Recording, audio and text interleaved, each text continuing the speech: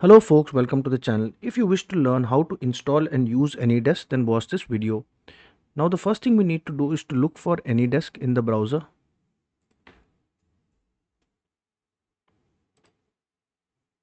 Now here we get the AnyDesk website and we'll click on download now.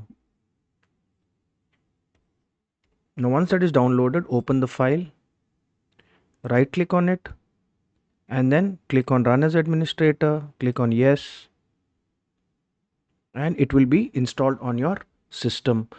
Now we use it by sharing an invite.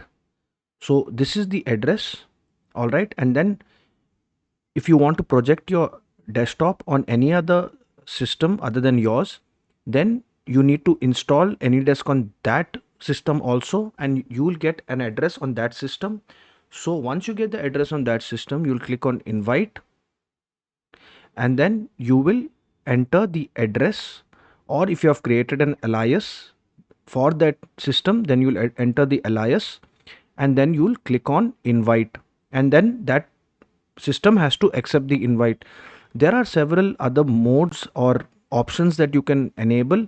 For example, you can enable control my desk. So control my device, so you can switch it off and you can see that control my device is switched off. You can enable the file manager, you can enable access to your clipboard, you can enable or disable system sounds here. So you can see that system sounds here, my device's sound is clicked, but if I disable it, then it's disabled here. You can enable the screen recording, so whatever you're doing in the session with the other system and your system is recorded. Then you can also enable or disable draw on my device. So you can see draw on my device's screen is enabled, but if I disable it, then it is disabled here. Then you can also manage your privacy settings.